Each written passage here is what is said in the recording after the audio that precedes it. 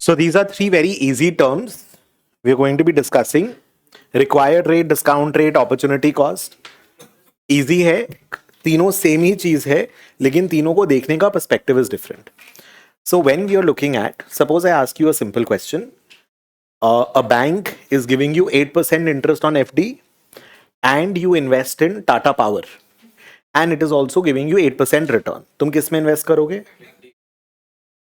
Bank FD. क्यों?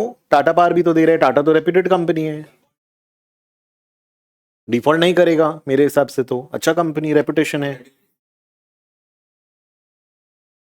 Fix नहीं है, गारंटी नहीं है. 8% return is expected. So what do you mean by that? तो बैंक में अगर डालोगे तो 8 ही मिलेगा, लेकिन टाटा पावर में अगर डालोगे तो उसके शेयर प्राइसेस तो फ्लक्चुएट कर सकते हैं.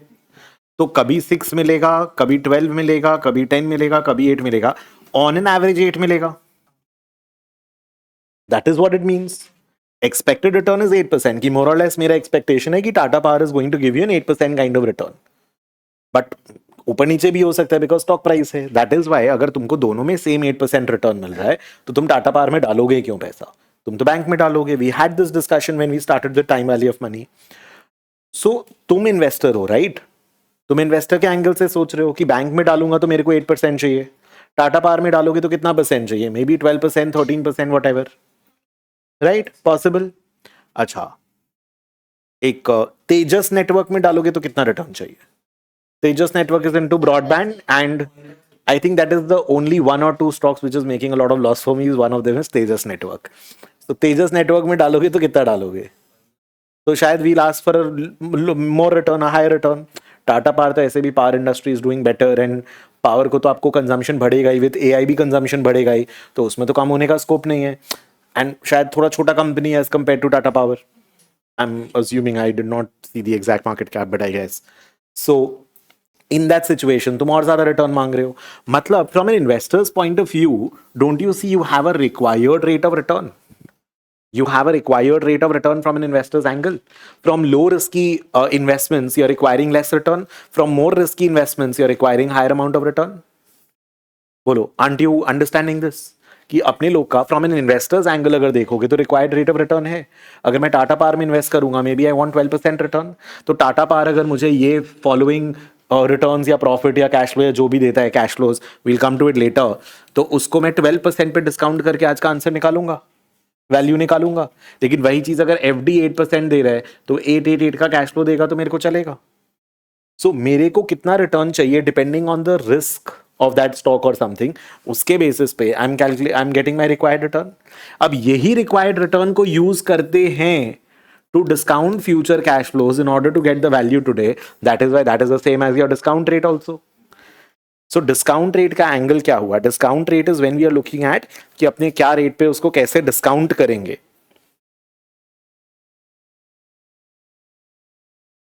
So when you're using the required rate to discount the future cash flows to calculate the valuation today, then that same rate is being referred to as discount rate. It is about the perspective. Terminology को खाली समझना है कि किस term को क्या बोल रहे हैं, किस एंगल से उसको देख रहे हो आप. Are you understanding it? बोलो, getting the idea?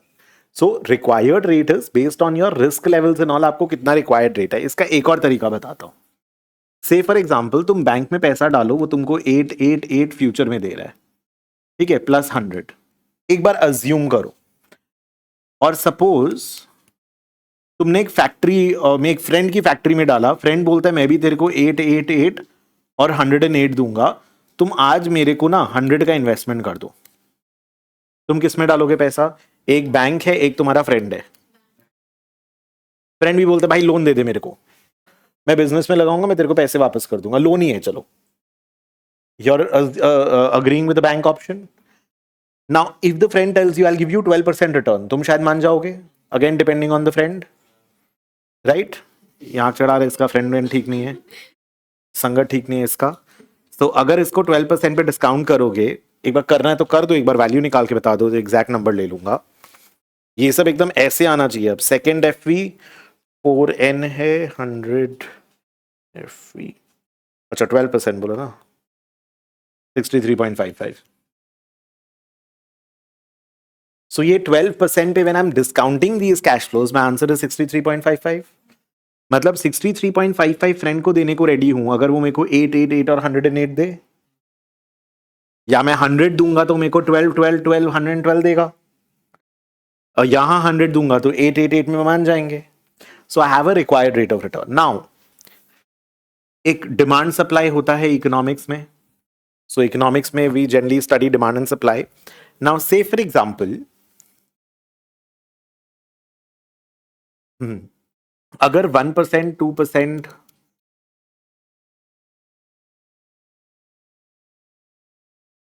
सॉरी ये उतना डिटेल में you don't need it, but 0 4 8 12 16, तुम एक बात बताओ, 16% का अगर इंटरेस्ट रेट मिल रहा है तो you will be willing to invest more money और लेस मनी? More money. और अगर 2% 4% का इंटरेस्ट मिल रहा है तो तुम कम पैसा डालोगे कि ज्यादा पैसा डालोगे? कम पैसा डालोगे. So you are willing to invest less money, $10,000, $40,000, $80,000, $120,000 rupees whatever. तो तुम कितना पैसा डालोगे? That will depend on interest rate.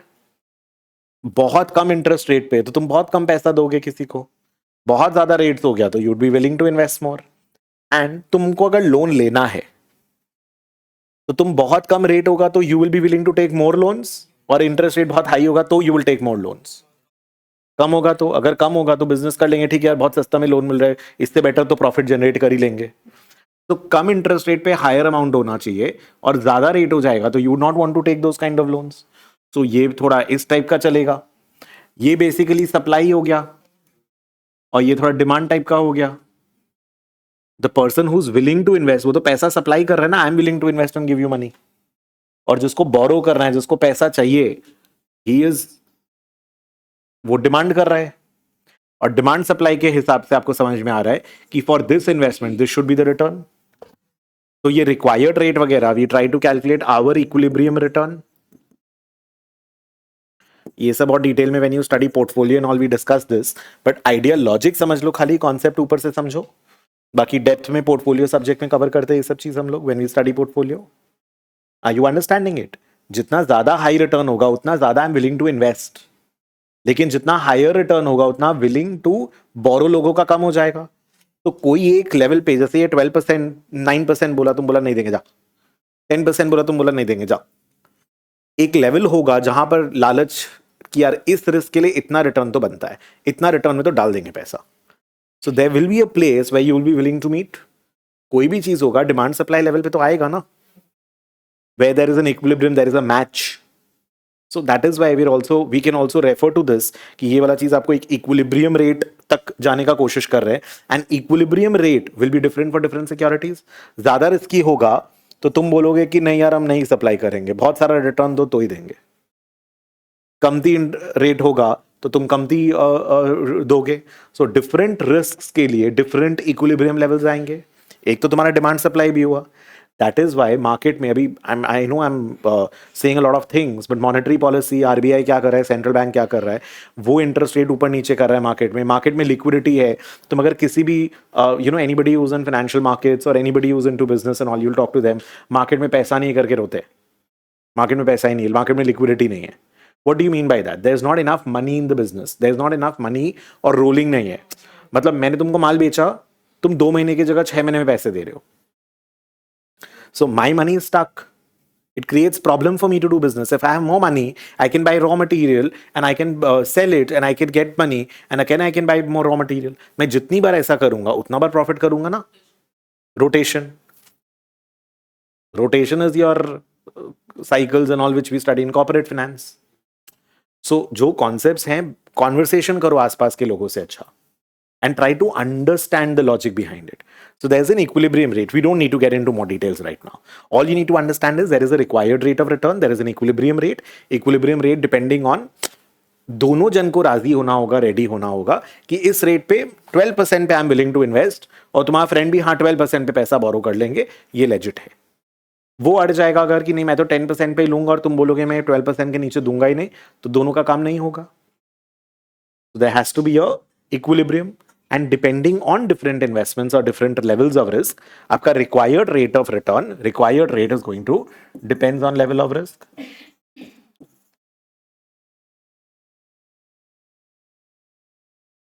High risk होगा तो हायर रिक्वायर्ड रिटर्न ऑब्वियसली, उसका आपने ये किए भी थे, सॉरी,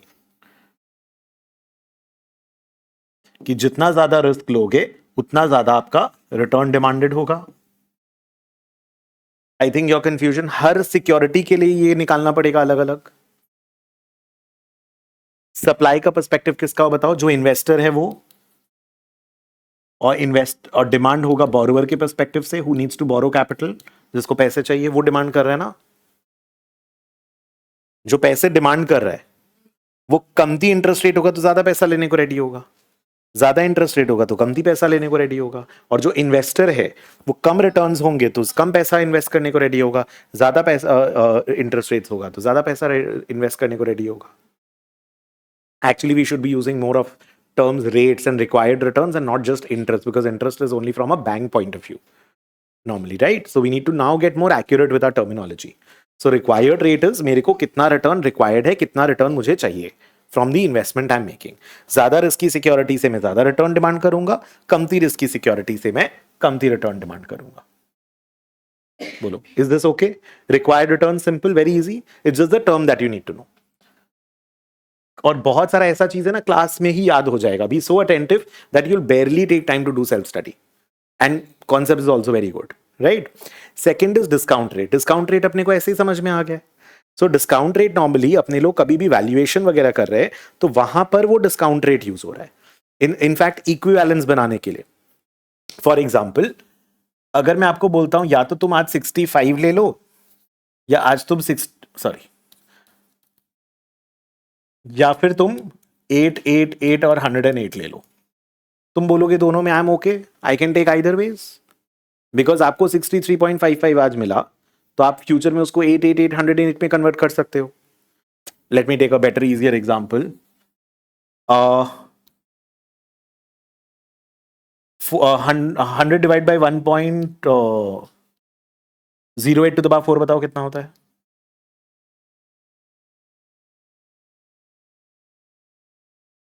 चलेगा.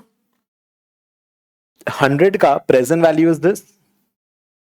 If I give you take 73.50 today, लेकिन तुमको 73 आज नहीं चाहिए, तुमको 100 चाहिए 4 years बाद, तुम बोलेगा ठीक है दे दो कोई बात नहीं, you will invest it in the bank, वो तुमको 100 दे देगा. और तुमको कोई बोल रहा है आई give you 100 after 4 years not today, तुमको लेकिन रुपया आज चाहिए, तुम आज 73 का बैंक से लोन ले लो, 4 years बाद जो 100 का मिलेगा उससे वो बैंक का इंटरेस्ट पे कर देना. सो दोनों तो सेम चीज हो गया तुम्हारे लिए. How are we able to do it? Because we are using these rates as a discount rate. So discount rates predominantly जब अपने कैलकुलेशन में यूज कर रहे हैं, उससे जब प्रेजेंट वैल्यू वगैरह निकाल रहे हैं तो उसमें उस रेट को ही डिस्काउंट रेट की तरह रेफर कर रहे हैं. ऑब्वियस सा बात है, तुम बैंक में पैसा डालोगे तो तुम 8% का डिस्काउंट रेट यूज करोगे. तुम वो कौन सा स्टॉक बात कर रहे थे अपने, टाटा पावर या तेजस, उसमें डालोगे तो 12% या 15% का डिस्काउंट रेट यूज करोगे. So whenever we are going to be looking at valuations, we are going to be referring to these rates only as a discount rate. ये तीनों अलग अलग नहीं है, it's just that the way you're looking at it or the way you're using it. ये खाली terminology वाला चीज है. बोलो, getting it? So discount rate is going to be used for valuations and all, for calculating present value, for calculating valuations, etc. That is what a discount rate is supposed to do.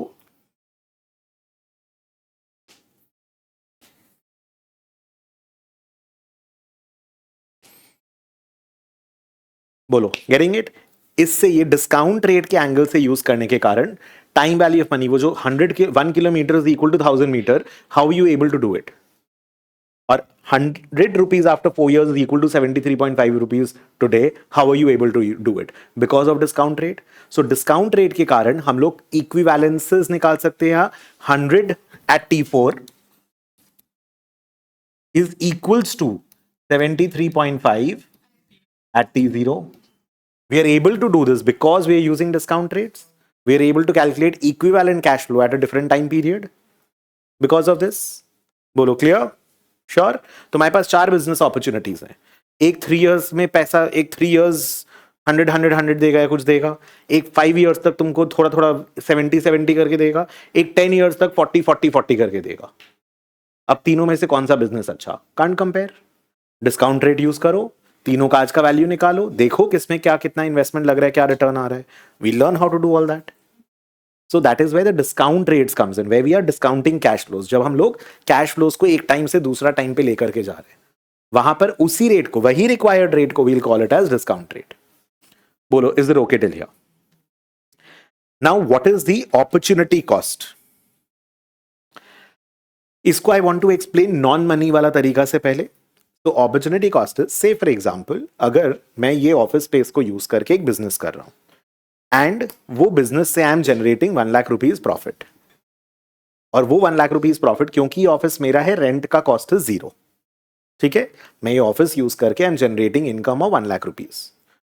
अगर मैं ये business नहीं करता तो ये office को rent out करता and rent में मेरे को 1,50,000 रुपीज का रेंटल इनकम आता। Did I do the right thing using this office space or doing the business, or should I not do the business? I should not do the business. अच्छा, अब से for example 1 lakh rupees, 1,50,000 का rent आता and 1 lakh मेरा salary होता, तो किस level, कितना प्रॉफिट तुम्हारा कम से कम होना चाहिए before you start a business? 2.5 lakh rupees, 2.5 lakh. Because अगर मैं बिजनेस नहीं करता तो मैं 1 लाख रुपीज सैलरी अर्न करता बाहर, 1,50,000 का रेंटल इनकम आता, तो 2,50,000 मैं कमाता। क्योंकि मैं बिजनेस कर रहा हूं, तो बिजनेस में अज्यूमिंग कि मैंने अपना सैलरी नहीं काउंट किया है और रेंट नहीं काउंट किया है, क्योंकि मेरा ही है, तो मेरे को 2.5 लाख का तो प्रॉफिट कम से कम चाहिए। So opportunity cost of this office is 1.5 lakh rupees, because if I was not using this office space, I could have rented out and earned 1,50,000. So the opportunity cost of office becomes 1.5 lakh rupees. My opportunity cost, if I would not have been into my business and if I would have been working, I would have been able to make 1 lakh rupees a month. So the opportunity cost of me is going to be 1 lakh rupees. So ये सब क्या होता है ना, ये concepts क्यों important है? एक तो ठीक है, we need to understand the term opportunity cost. मैं आज ये पैसे अगर बैंक में नहीं डिपॉजिट करता तो I would have been able to go and buy and go for a holiday today. The opportunity cost of not, मतलब of saving this money and earning कि 5 years बाद इसको यूज करेंगे, is not going for that vacation today. That's the opportunity cost you are bearing in order to not spend the money today and delay your consumption. The opportunity cost could be कि आज मैं अगर holiday पे नहीं गया suppose, and उसकी जगह अगर मैंने लास्ट 1 year पहले मैं उस हॉलिडे पे नहीं जा करके वाइफ जो गोल्ड का सेट बोल रही थी वो दे दिया होता, तो डबल हो जाता आज के दिन पैसा। सो whenever you are spending money on something, there is an opportunity cost involved, right? When you do something with your time, there is an opportunity cost. If I was, अगर मेरे कोई पार्टी में नहीं जाता तो मैं घर पे पढ़ सकता था, there is an opportunity cost. Now you have to see which is costlier. So opportunity cost is basically the next best alternative. So I could have spent the money, next best होता, मैं current consume करता और save नहीं करता, but save करता तो इतने return आते, तो ये आप फॉरगो कर रहे हो कंज्यूम करने के लिए। तो अपॉर्चुनिटी कॉस्ट के पॉइंट ऑफ व्यू से भी देखा जा सकता है कि this capital I could have invested in the bank at 8%. I am not investing in the bank at 8%, तो at least I need to generate 8% return. So that way also you can look at these returns from an opportunity cost angle. So if I'm consuming something today, I'm foregoing a fixed return of 8% in the bank. It's an opportunity cost of consuming something today. बोलो, are you getting it? So ये discount rate को या required return को अपने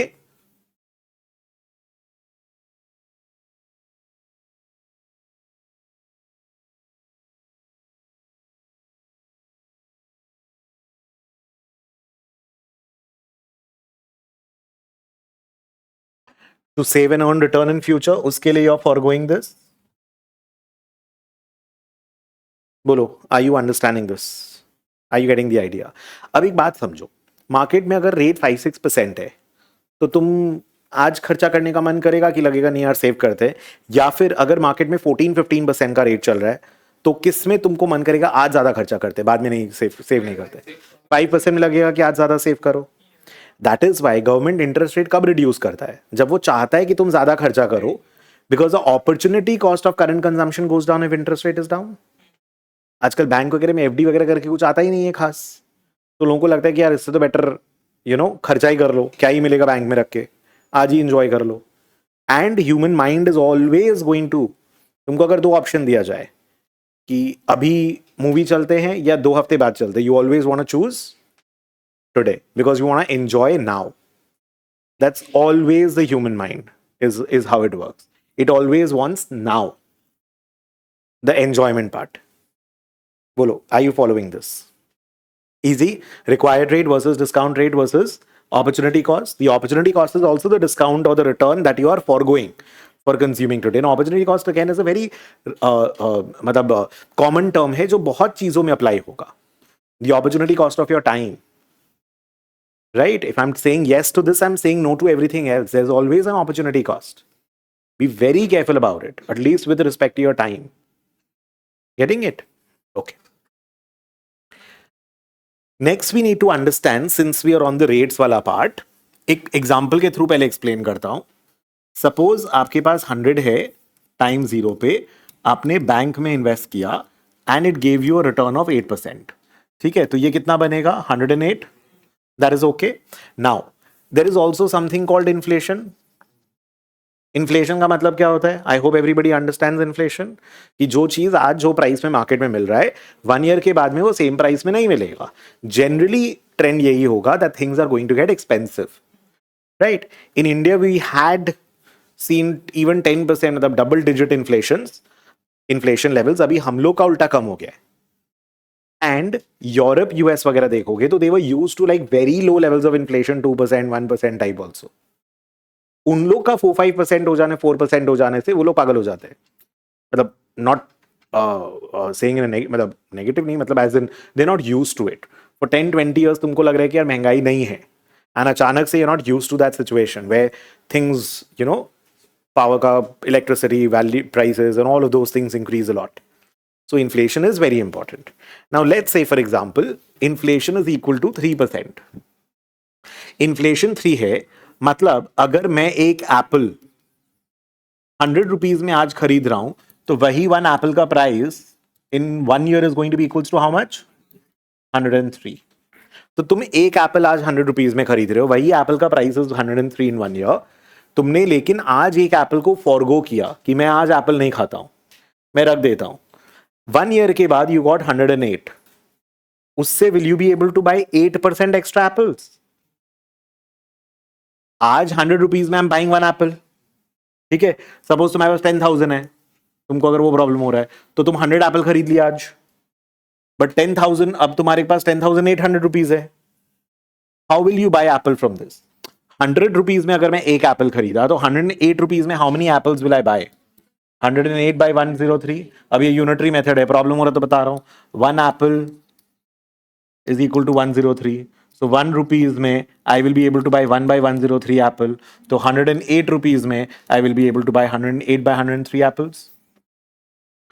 सो 108 rupees में I be able to buy 108 by 103 apples, which is how much? Tell me somebody. 1.04. You can buy 1.048 apples. So technically, how many apples are you able to buy extra? 4.8% extra apples. अगर मैं पहले 100 apples खरीद सकता था तो आज मैं 104.8 apples खरीद सकता हूं. Were you able to buy 8% extra apples? No. Because पहले एक एप्पल के लिए 100 रुपीज था, बट वही एक एप्पल के लिए आज के दिन price has become 103. So I cannot buy 108 apples today. I can buy only 104.8 apples. So bank nominal terms में, रुपया के टर्म्स में, करेंसी के टर्म्स में कितना रिटर्न दिया मुझे? 8%. I got 8% extra money. But inflation was 3%. तो टेक्निकली रियल टर्म्स में, amount of goods and services के टर्म्स में I was able to get कितना रिटर्न? 4.8%. तो ये मेरा रियल रिटर्न हुआ. रियल क्यों बोल रहे हैं? बिकॉज रिटर्न में तुमको रुपया से क्या करना है? सामान खरीदना है. Exactly. So ultimately what I M bothered about is how much extra can I consume. I was able to buy gold at 30,000 rupees, 50,000 rupees, 80,000 rupees, and God knows what rupees today. Are you understanding the idea? तो ultimately रुपया का कीमत तो खाली उतना ही है ना जितना तुम उससे सामान खरीद सकते हो. That is the value of money, the purchasing power of money. That my 100 rupee note is able to purchase how much? That is the purchasing power of money. Inflation के कारण purchasing power of money is going up or going down? Going down. Inflation reduces or erodes the purchasing power of money.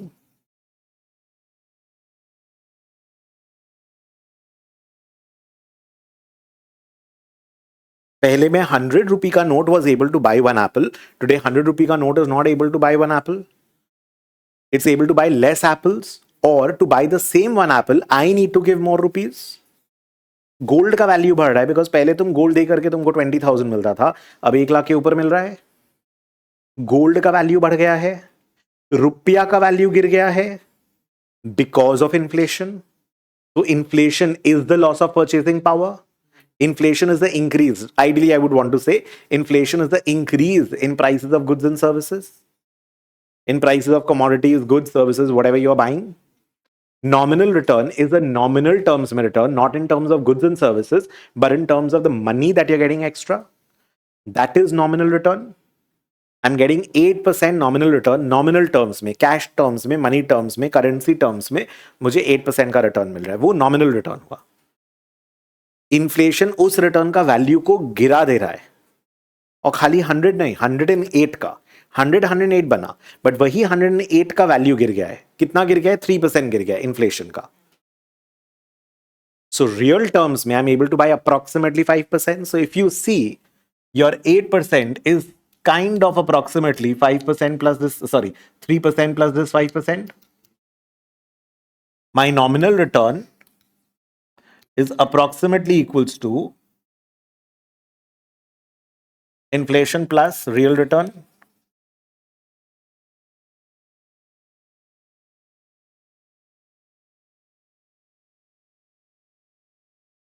बोलो, are you getting it? And अगर exact देखोगे तो ये 1.048 ये कहां से आया? 108 1.08 is equal to 1.03 into 1.048. देख लो, वहीं से आया ना. 108 by 103 is 104.8. 108 by 103 is equal to 1.048. तो और 1 plus nominal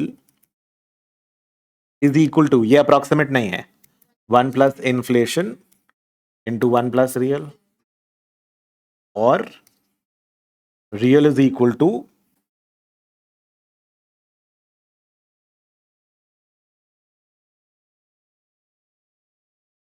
चाहिए -1.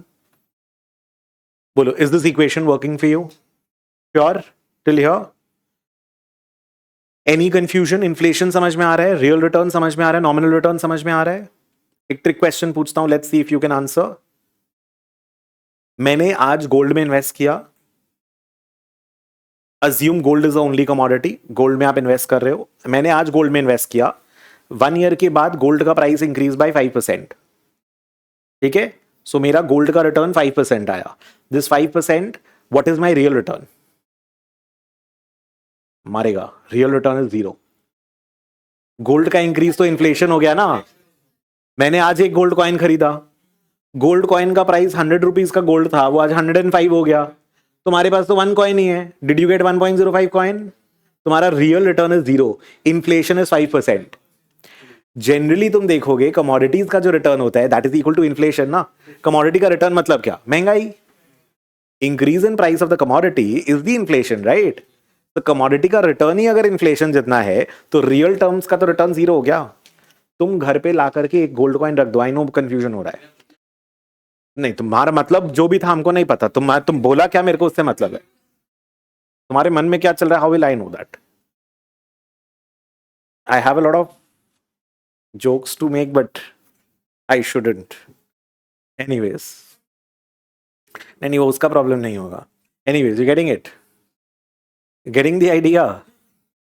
1 plus nominal is equal to 1 plus inflation into 1 plus real. अब आप अगर घर पे एक गोल्ड कॉइन ला करके रखे और वो gold coin assuming it is representing goods and services, gold coin 1 का 1.05 वैल्यू हो गया उसका, तुम्हारे पास कॉइन तो एक ही है. तो रियल टर्म्स में तो कुछ रिटर्न नहीं आया तुम्हारा. कैसे नहीं आया? बिकॉज प्राइस जो इंक्रीज हुआ है गोल्ड का, that is representing inflation. I am assuming the increase in gold is representing inflation. As in commodities का प्राइस इंक्रीज क्या होता है? इन्फ्लेशन ही तो होता है वो.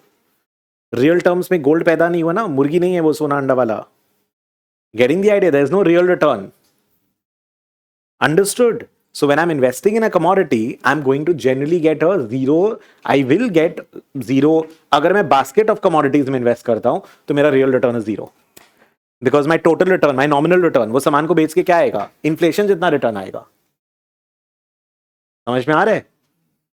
Inflation अगर high होता है तब लोगों को ज्यादा problem क्यों होता है? Bank is giving me 8%. If the inflation turns out to be higher, मेरा real terms में तो मेरा return आया नहीं. इससे तो बेटर खा खू के खत्म करते. समझ में आया लॉजिक? इसमें अग्री कर रहा है? बोलो. Understanding this? दैट इज, ये कंपाउंडिंग के कारण आ रहा है. वो अप्रोक्सीमेट हुआ. 108 रुपीज में तुम 5 एप्पल्स एक्स्ट्रा नहीं खरीद पा रहे हो, बट एक अप्रोक्स लेवल पे देख रहे हो तो 8 is equal to 3 + 5. Exact accurate चाहिए तो 4.8% ही नीचे वाला फॉर्मूला से आएगा. Because of compounding. Yes, because it's not 100 rupees जिसको आपको एप्पल खरीदना है. 100 जो इन्वेस्टमेंट था उसके ऊपर तो इन्फ्लेशन लग ही रहा है. तुम्हारा 8% भी तो इन्फ्लेशन आया. तुमने बैंक में 100 डाला था, महंगाई तो तुम 108 रुपीज स्पेंड करोगे, पूरा पे इन्फ्लेशन लग रहा है ना. The entire 108 rupees that you spend, उसके ऊपर ही तो 3% का इन्फ्लेशन है. दैट्स व्हाई दैट 4.8 वो कंपाउंडिंग के कारण आ रहा है वो जो आ रहा है. बोलो, is okay till here? Sure? Clear? Okay.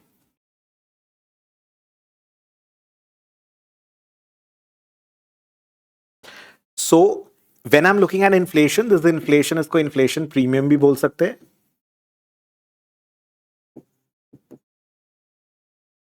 ये जो रियल रिटर्न हुआ, कहां गया? इधर लिख देता हूं, इधर करता हूं. When we are looking at the real return you're getting, this is for the time preference. This you're getting to forgo current consumption. आज नहीं कंज्यूम करके फ्यूचर में कंज्यूम करोगे तो 4.8% एक्स्ट्रा एप्पल देंगे तुमको. जो पूरा रिटर्न तुमको नॉमिनल रिटर्न वाला पार्ट है, रादर इसको ना यहां पे नहीं करने का. सॉरी, तुम लोग, this is your real return, this is your nominal. Currency terms में ये टोटल रिटर्न है. तुमको टोटल रिटर्न क्या क्या चीज के लिए मिल रहा है? एक तो रियल रिटर्न के लिए मिल रहा है कि तुम आज कंजम्पशन नहीं करके फ्यूचर में कर रहे हो. I need to compensate you with more product. And दूसरा, I need to compensate you for inflation because this is loss of purchasing power. मेरे को दो चीज के लिए कॉम्पनसेट करना पड़ रहा है, क्योंकि आज अगर से फॉर एग्जांपल बैंक बोलता है आई गिव यू 100 का 3% इन्फ्लेशन, बैंक बोलता है हम 2% इंटरेस्ट देगा, तो मतलब इससे बेटर है buy gold coin and keep it today. Apple सड़ जाएगा, ठीक है, गोल्ड रख लेंगे. Getting it? And if the bank tells you 100 का I will give you 3% only, तभी भी तुम बोलेगा छोड़ दो, गोल्ड का ज्वेलरी बना के पहन लेंगे. Why will there is no making charges etcetera whatever. You are getting the idea? What's the point? I am gonna give you more. कितना मोर? सो तुमको उतना मोर देना पड़ेगा जब तक मैं सेटिस्फाई नहीं हो जाता कि ठीक है यार आज नहीं खरीदते, 1 साल के बाद खरीद लेंगे, तब तक तुमको ज्यादा देना होगा. And that's the reason why I wanted you to understand this. If you give me 6%, I am not interested in putting money in your bank. If you give me 7, I am probably not interested. जब तक 8 होगा तब जाकर मैं बोलूंगा हाँ ठीक है दे देंगे तेरे को. बैंक अगर इंटरेस्ट रेट 4% रखेगा, लोगों को चाहिए इतना सारा रुपया, sorry people want to invest इतना, पीपल वांट इतना, तो तुम घर पे तो नहीं रखेगा ना पैसा. फिर तुम बोलेगा ठीक है, बैंक बोलेगा ठीक है लेट्स इंक्रीज द रेट. अच्छा, इतना रेट पे यू आर सेइंग कि इतना ही amount I will borrow, but तुम लोगों के पास इतना रुपया इन्वेस्ट करने के लिए, देयर इज अ गैप. हाँ, तो people want to invest 80 but people want to borrow only 40, तो बाकी 40 क्या करेगा? तुम बोलेगा ठीक है यार कम रेट ले ले, बट रुपया तो लगा मार्केट में. ठीक ही बोल रहा हूं. इफ इंटरेस्ट रेट है 6%, तुम बोलोगे यार 6%, अच्छा सॉरी, हाँ सॉरी, 6% रेट है तो आई एम विलिंग, आई वांट इतना पैसा, बट इन्वेस्टर बोलेगा कि नहीं यार हम देंगे नहीं इतना. तो इक्विलिब्रियम आएगा ना यहाँ पर. You are understanding the idea. The objective is that कि time preference. So if my real return is 4.8% today, उसको छोड़ दो वो वाला ग्राफ को. रियल रिटर्न इज 4.8%, मतलब people on an average have priced that if you want me not to buy today and use today, if you want me to wait for a year, you have to give me 4.8% over and above inflation for me to sacrifice today's consumption for future. ये तुमको sacrifice का price मिल रहा है. मतलब अगर suppose बच्चा बोल रहा है कि अभी आप प्रॉमिस किए थे अभी मूवी जाने का, तो तुम, लेकिन तुम बोला मेरा ऑफिस का काम आ गया, तो तुम क्या बोलेगा? अच्छा ठीक है शाम को चलेंगे, तुमको 2 आइसक्रीम भी दिला देंगे. बोला नहीं 2 आइसक्रीम में तो नहीं चलेगा, 4 आइसक्रीम चाहिए. सो that is the cost of future consumption, उसको डिले करने का टाइम प्रेफरेंस के लिए. हाँ नहीं, मूवी के साथ you have to give that ना. अभी मूवी, अगर मूवी के बाद यू, तुम क्या स्टूपिड टाइप का आर्ग्यूमेंट कर रहा है. अभी मूवी की जगह तुमको है तो you have to bribe.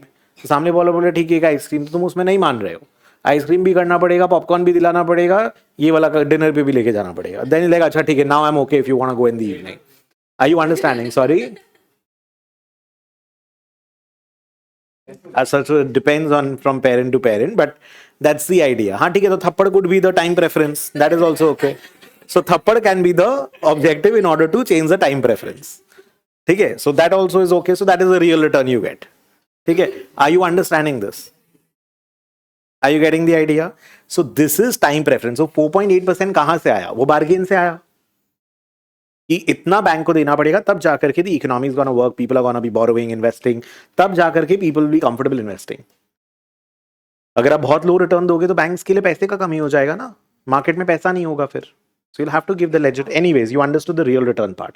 So real return is the time preference को कौन सा represent कर रहा है? Real nominal inflation. Time preference कौन सा return is representing? Real return. Nominal खाली total कर रहा है, कितना पैसा मिलेगा वो दे रहा है nominal, और कुछ नहीं दे रहा है. उसका components देखना होगा. So real is giving that.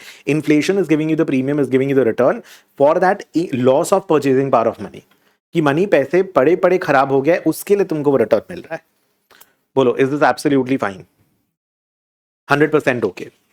But there is also a problem, क्योंकि यहां तक ना हम लोग बैंक में ही बात करें ना. When I am talking about bank, I am assuming कि बैंक नहीं डूब सकता, but we have seen bank डूब सकता है. यूएस का हो, इंडिया का हो, किधर का भी हो. Anyways, so banks can fail, right? So if I am investing, assume करो कि इसमें ये तुम गवर्नमेंट बॉन्ड में डाल रहे हो, गवर्नमेंट का बैंक में डाल रहे हो, आरबीआई में डाल रहे हो, एसबीआई में डाल रहे हो, शायद एसबीआई फेल नहीं होगा. और you are investing in government securities. I don't want to come to bonds and all yet, but you are investing in government securities. Then this okay, then this fine, this return is okay. But the moment I am investing in a bank, और the moment I am investing in equity shares, या अगर महिंद्रा बोलता है कि हमको और गाड़ी निकालना है, हमको बॉन्ड दो, हमको लोन दो, तो you will ask more return, less return. You will start asking for more return.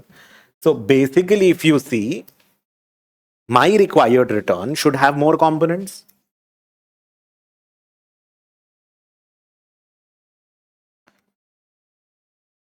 तुमको एक तो रियल रिटर्न चाहिए पहले, एक तुमको इन्फ्लेशन चाहिए, और दूसरा तुमको रिस्क प्रीमियम चाहिए.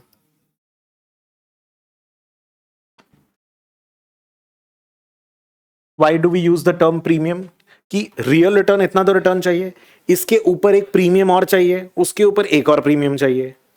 So real return is the compensation for to defer your consumption. आज नहीं कंज्यूम करके future. This is a compensation for loss of purchasing power. तुम्हारा वही पैसा का वैल्यू गिर गया,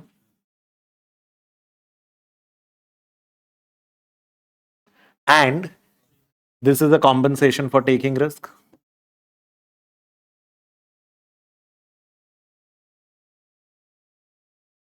क्योंकि हम लोग सब लॉजिकल लोग हैं, ये नहीं कि कसिनो में जाके मजा आ रहा है इसलिए रिस्क ले लिया. अगर ये पैसा है, सेविंग्स है, इन्वेस्ट करेंगे तो we want return. Are you understanding? So everybody जितना ज्यादा रिस्क लेने बोलोगे उतना ज्यादा रिटर्न डिमांड करेंगे हम लोग, सब लॉजिकल लोग हैं, राइट? ये सब पोर्टफोलियो में और आएगा. So you are a rational investor. Irrational इंसान होगा कि ठीक है मतलब टाइम पास कर लेगा, जुआ खेल लेगा, फिर बैंकक्रप्ट हो जाएगा. Anyways, so real return is this. Now ये जो दोनों मिला करके हुआ ना,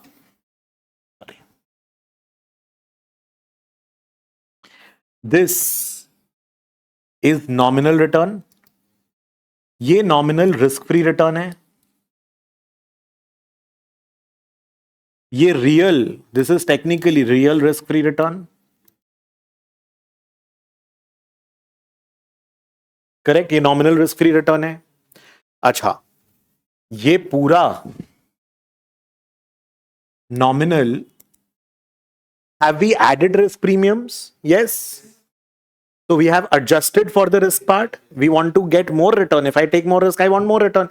If I take less risk, I will agree with less return. So this part of the return is risk adjusted. So nominal risk adjusted return हो गया ये. क्योंकि मैं ज्यादा रिस्क लूंगा तो मेरे को ज्यादा रिटर्न चाहिए.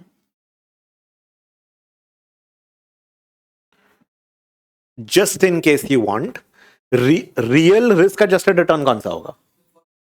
फर्स्ट थर्ड मिला के. Yes, good. सो इन दोनों को खाली कंबाइन कर दोगे.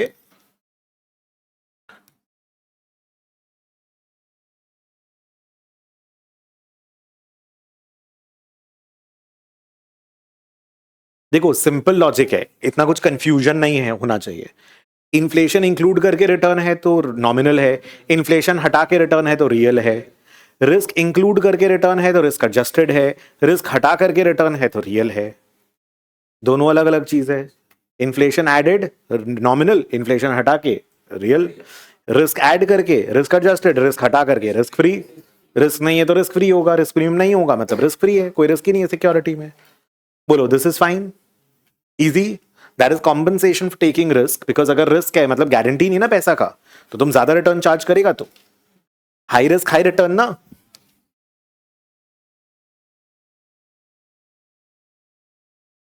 बोलो कहां कंफ्यूजन हो रहा है तेरे को? मोस्ट एक्यूरेट मतलब क्या? सब कुछ एक्यूरेट है. What do you want to know? You want to know real return, or you want to know risk adjusted return, or you want to know nominal return? I want to see what amount is going to be hitting my bank. Then I'm looking at nominal. I want to know what is the real terms of my increase in purchasing power. I'm looking at real. If I'm investing in a government bond security and all, then I'm looking at the risk free wala part. If I'm investing in equity shares or something, I will need to look at the risk adjusted return. पूरा total वाला return देखना होगा फिर कि total में कितना आ रहा है. बोलो, आर यू फॉलोइंग दिस? यहां तक इज इट ओके? अच्छा, रियल रिटर्न अभी. Okay, I'll come to your questions in a bit. Wait.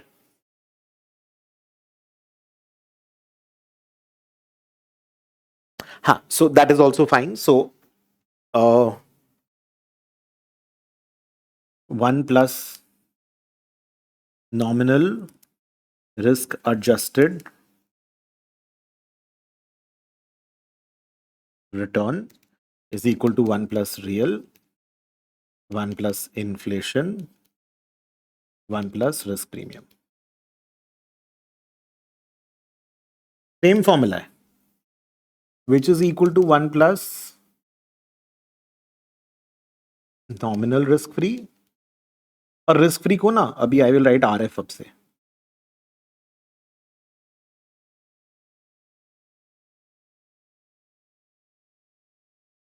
Risk free ये तो ठीक है. 1 plus real plus 1 plus into 1 plus inflation, वो 1 plus nominal risk free rate था तो that into 1 plus risk premium भी लिख सकते हैं. तुमको 50 तो फॉर्मूला बनाना बना लो. 1 plus real risk adjusted is equal to 1 plus real risk free into 1 plus risk premium.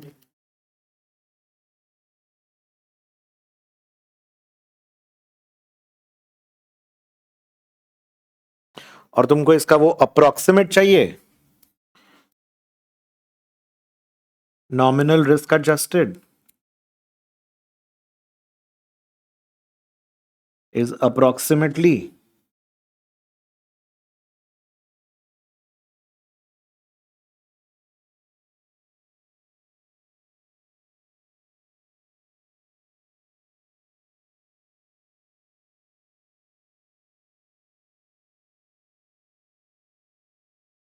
Plus risk premium, वो अप्रोक्सीमेट हो गया।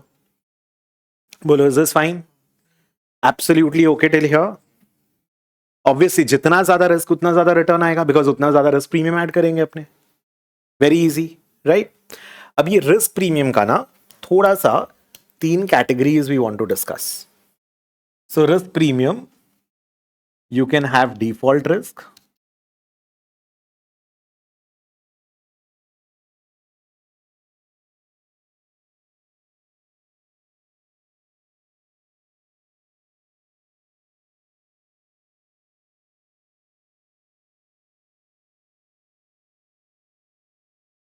नाउ ये तीनों रिस्क एक्चुअली ना थोड़ा हम लोग फिक्स्ड इनकम के पॉइंट ऑफ व्यू से स्टडी कर रहे हैं। बाकी अगर तुम इक्विटी शेयर्स वगैरह में डालोगे पैसे तो इक्विटी रिस्क भी आएंगे। सो बहुत टाइप का रिस्क होता है। We are just discussing 3 risk over here. Actually default risk is also one part of the risk. Credit risk बहुत बड़ा टर्म होता है। सो बाकी जैसे जैसे डिफरेंट टॉपिक्स करेंगे उसमें we'll understand risk more.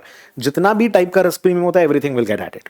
Here we are just to warm up we are discussing 3 types of risk premiums. ठीक है? What is default risk? मैंने आपको लोन दिया, आप वो पैसा मेरे को डिफॉल्ट कर गए, आपने वो पैसे मेरे को वापस नहीं कर गए किए, दैट इज डिफॉल्ट रिस्क, कि somebody is not making the promised payment. Default risk में भी ना बहुत डेप्थ में, मतलब there are lot of terms. I hope I am not confusing. I will just give you a simple example. तुम gold jeweller है, मैंने तुमको बोला कि भाई हम मेरे को भी टाइम नहीं मिल रहा आने का, अपना बात हो गया है, मैं 1 लाख रुपीज दे के तेरे से गोल्ड ले रहा हूँ, 1,20,000 दे करके तेरे से एक कॉइन ले रहा हूँ, 5 दिन बाद अपने कर लेंगे। 5 दिन बाद गोल्ड का प्राइस शॉट अप टू 1,35,000। तुम बोलता है I don't know you, because now with that same gold जो तुम मेरे लिए रख के रखे थे, you will be able to sell it in the market at 1,35,000। तुम अपने बात से पीछे हट गए। ये सब भी ट्रेडिंग मार्केट वगैरह में आप देखोगे, लोहा का प्राइस ऊपर नीचे हो गया। So I placed an order for steel with you and prices iron market में price went down. I will go back on my order, I will buy from somebody else at the new reduce prices. So इस तरह का भी होता है। तो ये सब भी आपके क्रेडिट रिस्क में आते हैं। सो वील डिस्कस, मतलब what I am trying to tell you is, खाली ये लोन वाला एंगल नहीं है कि मैंने किसी को लोन दिया, वो मेरे को लोन वापस नहीं किया, या वो मेरे को इंटरेस्ट नहीं दे रहा है टाइम पर। Right now we are discussing that is the default. You are suppose to make a payment, you did not make the payment, that is default risk. बहुत तरीके से हो सकता है। सपोज तुम डिफॉल्ट कर गए, suppose I give you a loan and you defaulted. जरूरी है कि मैं तेरे को बैंकरप्ट करूंगा? व्हाट इफ तुम मेरे को पेनल्टी के साथ 10 दिन बाद पैसा दे दिया?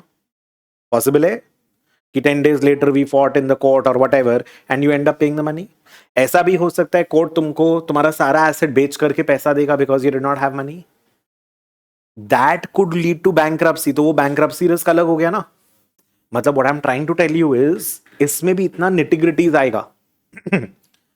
If you default on the payment does not mean guaranteed कि तुम bankrupt ही हो जाओगे। मे बी तुम पेमेंट डिले कर दिए, तुम्हारे पास उस समय पैसे नहीं थे और whatever. So it could be for various reasons. Right? So there is default risk. Right now we'll just stick to a very easy one कि you were supposed to make interest principal का payment, you did not make the payment, so there is a risk. आप default कर जाओगे अपने promised payment पर, उस risk का नाम है default risk. इसका मतलब ये नहीं कि पैसा डूब ही गया। You might get it later, you might get a part of it later. Second is liquidity risk. Now you need to understand this very carefully, very well. What is the meaning of liquidity and what is the meaning of liquidity risk? Now say suppose DLF करके company है जो घर बनाती है। So DLF का shares है। Suppose I have DLF shares worth 1 lakh rupees. Market में आज के दिन वैल्यू उसका, suppose right now in the current market the price is 1 lakh rupees, whatever x number of shares I have, I don't know the share price, याद नहीं है। Anybody tracking DLF here? No. Now what if I sell this DLF का shares? मैं more और less 1 lakh rupees में sell कर पाऊंगा? Yes, everybody agrees. So 1 lakh नहीं, मेरे पास 1 करोड़ के शेयर्स है। That is the reason tell you. So DLF shares है, सो DLF 1 करोड़ का shares I am able to sell. मैं अप्रोक्सीमेटली 1 करोड़ रुपीज में सेल कर दूंगा। करेक्ट? बट वही मेरे पास, अगर वही 1 करोड़ का मेरे पास DLF का एक घर है गुड़गांव में, I bought 1 crore rupees of flat. अब वो 1 करोड़ रुपीज का घर को मेरे को इमीडिएटली बेचना है। ये आप 230 में जीरोधा पे लगाओगे, वो 230 पे बिक जाएगा if that is the current market price. हल्का फुल्का तुम्हारा थोड़ा 1% टैक्स लग गया, वो जो भी लग गया commission all that, but you'll be able to sell it at more less 1 crore rupees. But if you have 1 crore rupees worth of house, would you be able to sell within a minute at 1 crore rupees? If I wait for maybe 6 months, maybe I'll be able to sell at 1 crore. But if I want to sell in 1 month, I might end up selling it for let's say 95 lakh rupees. और अगर मेरे को 1 day में बेचना है, maybe I have to sell it at 80 lakh rupees. Which one do you think is more liquid? Equity shares of DLF or a house you bought from DLF? Equity shares is more liquid. ऐसा क्यों बोल रहे हो? बेच तो पा रहे हो दोनों को, तुम इसको भी 1 minute में बेच दे रहे हो, बट प्राइस पे yes. So the liquidity का definition is very incomplete. When people say liquidity, मतलब am I able to sell the asset or not? That is a फालतू definition. You're also able to sell this house within the same day, within the same minute. Minute में बेचना है 70 लाख, बोलो अभी खरीद लेगा कोई ना कोई. Who might have liquidity and who might want to jump to that opportunity. Distress cell हुआ एक तरीके का. डिस्ट्रेस में आप मजबूरी में हो तो लोग उल्टा पुल्टा प्राइस में भी आप you might have to sell it off. बोलो are you understanding this? So liquidity का डेफिनेशन क्या हुआ? बिकॉज ये बहुत बार लगेगा, you need to know these terms. Liquidity is ability to convert an asset into cash. कोई भी asset, that is one part in a short duration.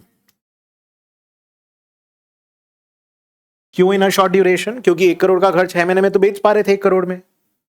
तो क्या does that make that real estate property liquid? No. You can sell the house of 1 crore worth in 6 months itself. You cannot, right? वो 1 crore इसलिए मैंने किया equity because मेरे को दोनों वो मतलब flat 1 lakh rupees is not वो मतलब लॉजिकल. बोलो गेटिंग इट? समझ में आ रहा है? लेकिन शॉर्ट ड्यूरेशन में will you able to sell the real estate part immediately at its fair value? नहीं. In a short duration at its fair value.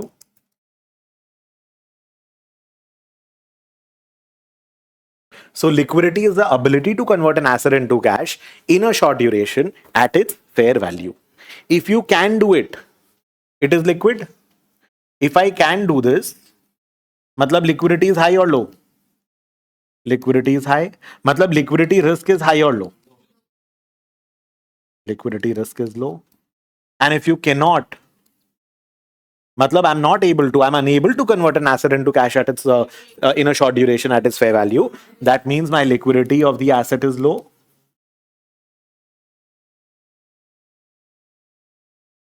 And liquidity risk is high.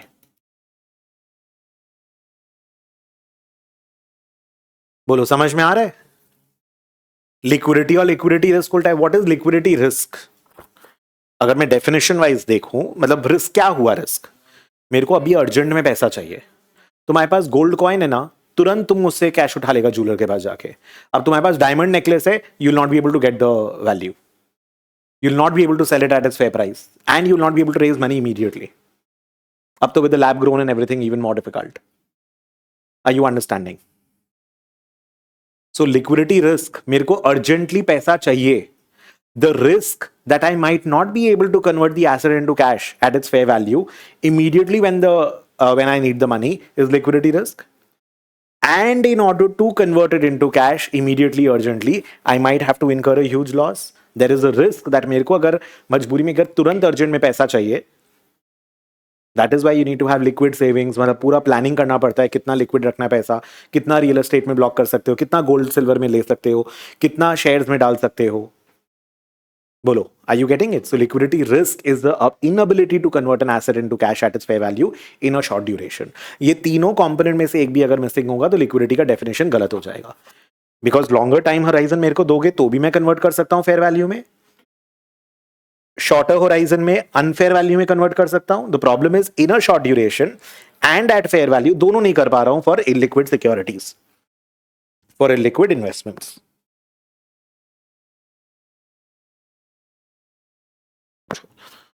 बोलो, are you understanding this? Liquidity risk समझ में आया? Default is where you've defaulted on somebody's promised payment. This liquidity risk. Now what is maturity risk? ठीक है, ये तो defaulted on scheduled payment.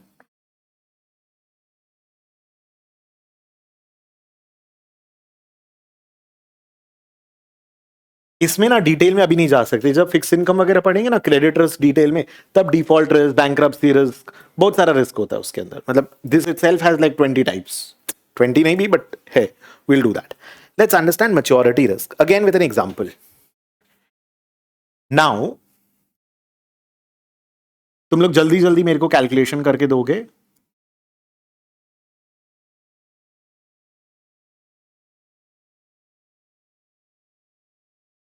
ये value बताओ.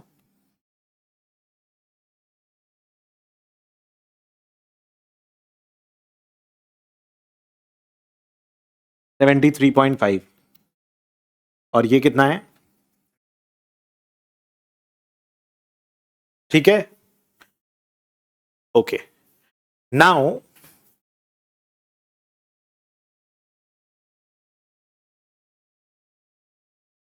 Give me the value again.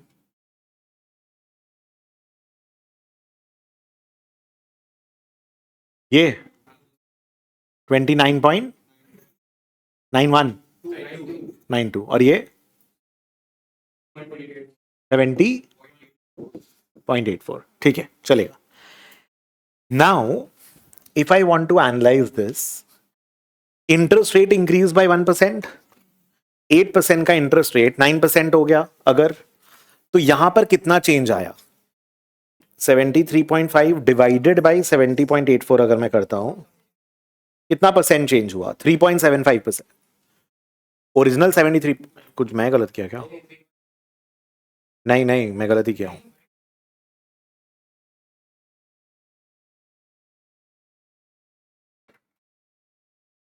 3.61%, 3.62% का गड़बड़ हो रहा है.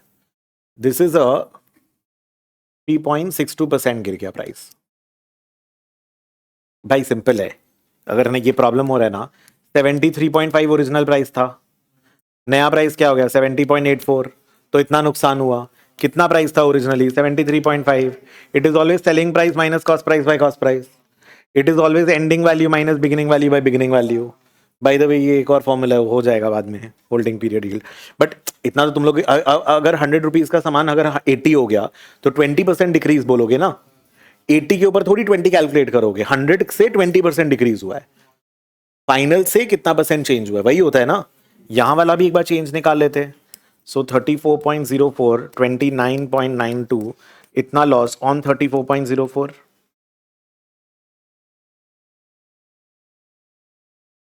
हाँ,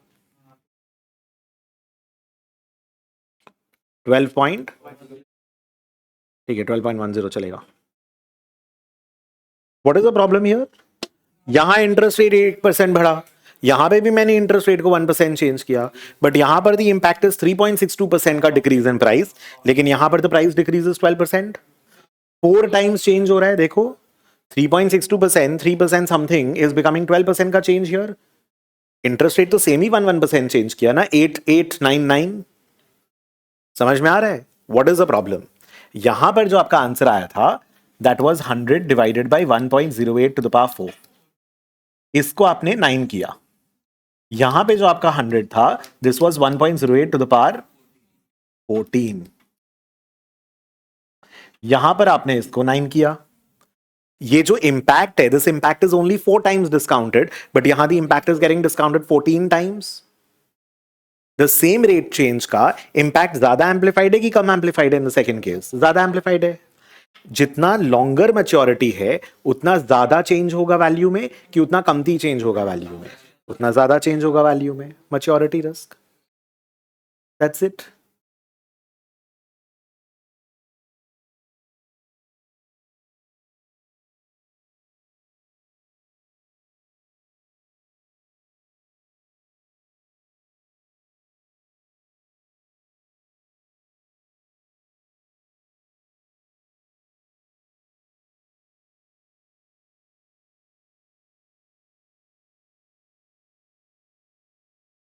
फिक्स्ड इनकम में जब हम लोग बॉन्ड्स वगैरह स्टडी करते हैं, then we will study something called duration.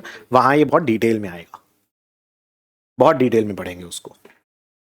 But are you understanding maturity risk? The only very simple logic, क्योंकि जितना लॉन्ग टर्म है, इसको एक और तरीके से समझाता हूं. तुम एक एफडी किए हो, फिक्स डिपॉजिट, ठीक है. एंड वो फिक्स डिपॉजिट तुम चेंज नहीं कर सकते, तोड़ नहीं सकते हो. अब मैंने अगर 4 ईयर का फिक्स डिपॉजिट किया इंटरेस्ट रेट 8% पे, एंड अगले दिन मार्केट में न्यूज आया now the interest rates have increase to 9%, तुम रोएगा यार मैं तो 8% पे 4 साल के लिए पैसा ब्लॉक कर दिया. तुम्हारा फ्रेंड आया तुम्हारे पास, वो बोलते हैं यार कल मैंने 14 ईयर्स का एक एफडी किया था 8% रेट, और आज रेट 9% हो गए. अब तुम खुश हो जाएगा कि मेरा तो 4 साल के लिए ब्लॉक हुआ, उसका तो 14 साल के लिए ब्लॉक हुआ. He is gonna get 1% less interest rate for 9 more years as compared to me. I'm getting 8%, I'm getting 1% less for the next 4 years, but he's getting 1% less for even more 9 years as compared to me. उसका नुकसान ज्यादा हुआ ना. वो लंबे time के लिए आपने जो पैसा ब्लॉक कर दिया था 8% पे, जबकि अब रेट अचानक से चेंज हो गया, 8 का 9 हो गया, तो 14 साल वाले का ज्यादा नुकसान हुआ कि 4 years वाले का, 14 years वाले का ज्यादा नुकसान हुआ. That is maturity risk. ये जितना लंबा टाइम के लिए. लेकिन यही चीज अगर इंटरेस्ट रेट 7% हो जाता, फायदा भी 14 इयर्स वाले को ज्यादा होता, क्योंकि उसमें भी तो चेंज उसका ज्यादा होता. क्योंकि मेरे को तो 14 इयर्स 8% मिलेगा, मार्केट वाले को तो अब 7% मिलेगा. और 4 इयर्स वाले को लगता है लंबा डिपॉजिट कर देते, 4 इयर्स तक तो मिल जाएगा, लेकिन उसके बाद फिर मार्केट में अगर रेट कम हुआ तो कम रेट पे पैसे इन्वेस्ट करने होंगे. You want to invest for longer durations if you expect rates to be going down, because you want to block. यार मेरा तो इतना पैसा ब्लॉक हो गया, इन्वेस्ट हो गया, इतना रिटर्न आएगा अपने तो. बोलो, getting it, understanding this is maturity risk. Longer maturity will have, अगर उसमें for longer maturity securities percentage change will be more for the same change in discount rate. Discount rate हल्का चेंज होगा, आपके ऊपर ज्यादा इंपैक्ट आएगा अगर your maturity is more. इससे ज्यादा इसमें बहुत क्वेश्चन होगा तुम लोग का, वो सब फिक्स्ड इनकम में कवर होगा. Because the compounding is happening over longer duration for maturity, for longer maturity securities. More the compounding, more the impact of any change. Yes. Bolo, getting it. Impact of compounding over a longer term period. Bolo, getting it? Sure. So this is your risk premium. So अगर अपने लोग को अगर इसको भी तोड़ के लिखना है तो I can write nominal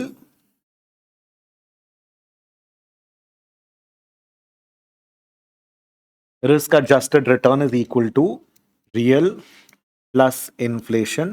sorry, equal to में थोड़ा सा मैं वो अप्रोक्सीमेट दूंगा. Real plus inflation plus default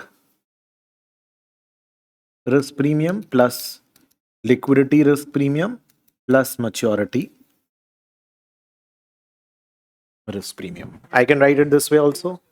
Sorry, approximation इसलिए क्योंकि कंपाउंडिंग में ये एक्यूरेट आएगा ना बच्चा, ये एक्यूरेट हुआ ना, 1 plus real into 1 plus inflation into 1 plus risk premium. That's why. बोलो, 100% you understood this. I don't no तुम लोग का, मतलब एक्चुअली इतना सारा टॉपिक, इतना सारा जगह पे इतना सारा चीज होता है. Did I tell you the marshmallow experiment? कुछ लोग को पता है, कुछ लोग को नहीं पता है. अच्छा, पता है, मतलब कोई और क्लास में बताया होगा. So marshmallow experiment is very important because so if you don't know, read about it. That is, marshmallow experiment कौन सा रिटर्न रिप्रेजेंट कर रहा है? मारेगा. मैच्योरिटी रिस्क कैसे बोला? इट्स रियल रिटर्न ना, real return. Marshmallow experiment. So for those who don't know, marshmallow experiment was what? There were some kids and you gave them marshmallow. Candy होता है, ठीक है. आपने उनको सबको एक एक कैंडी दे दिया एंड उनको बोला कि 20 मिनट्स तुम लोग नहीं खाओगे तो आई give you one more candy. मतलब 20 मिनट्स में you have 100% return, real return. Lot, I think more than majority of the kids ate it. They were not able to resist. Very small number of kids resisted. They got that extra marshmallow. And after 20 years, 30 years, whatever they were tracked, this was a study done in some university in the US. And it was noted that those kids, जिन्होंने वो दूसरा marshmallow के लिए wait किया, they were happier or they were more successful in personal and professional both. Like divorce rates compare करो आप उनके, education compare करो उनका, incomes compare करो आप उनका. जो लोग wait किए थे, they were better in all these aspects as compared to those people who were not. And significant difference था दोनों में. सो हम लोग के एप्स वगैरह का जो यूसेज है वो हम लोग को हमेशा करंट कंजम्पशन पे बोलता है. जोमैटो वाला उंगली करेगा, चाय नहीं पिए इतने दिन से. समझ में आया? they're gonna poke you to have current consumption. Notifications, मेरे फोन में कोई notification नहीं है, मेरे फोन में कोई social media ही नहीं है. It's all on the tab which I need to see, so I have to use it. I don't use social media on the go, on my way. Holidays पे भी हाथ में तो phone ही रहेगा ना most time. नहीं use करता. There is no notification on my phone. Notification is telling you Candy Crush खेल लो अभी, coin दे रहे तुमको. They want you to consume currently because they want to make money today. Why do they want to make money today? Because 100 rupees today is more valuable than 100 rupees in the future. Are you understanding? And to grab market share. So understand how the business is run, how the things that you're using and spending your time with runs. And understand what makes you happy, because I see stupidest arguments coming my way. This is my definition of happiness. Then why are people with more consumption, more access to everything, getting more anxious in today's time? Just look at the graph of depression medicines being sold, let's say, in terms of volumes of consumption, right? So you need to read, you need to understand. Marshmallow experiment समझो, real happiness किससे आता है समझो. So learn, मतलब read. Making money is not a bad thing, so don't take it. We are studying time value of money. That is absolutely not bad. It is very important. It is one of the most important things. Not only important thing, one of the most important things. Because money is needed to solve all your money problems. But for that, you need to have money. By having EMIs, you create more money problems. So think, मतलब अपने करेंगे, अपने जैसे जैसे discussions करेंगे, बहुत बात करेंगे अपने लोग, बट थोड़ा सा रियल लाइफ, थोड़ा डेप्थ बनाओ, and you guys will do fabulously well. Getting it? Marshmallow experiment सोचो थोड़ा सा, कहाँ पे आपका नहीं यार पहले ये देख लेते बाद में. So after exams a lot of things, after your studies a lot of things, at the end of the day I'll do a lot of things, not at the beginning of the day. Getting it? So think, bribe yourself कि I will do this and I'll get this. करेंगे, we'll do a lot of discussion, but this is okay, comfortable, ठीक है. Approximate इसलिए ना 1.08 is equal to 1.05 1.03 वाला, वही approximate यहां plus कर रहे हो 5 + 3 instead of the compounding part. 108 rupees से तुम 1.05 एप्पल्स खरीद सकते हैं क्या? 5% एक्स्ट्रा एप्पल खरीद पाएगा? नहीं खरीद पाएगा. 4.8% एक्स्ट्रा एप्पल खरीद पाएगा, right? That's all. Take this.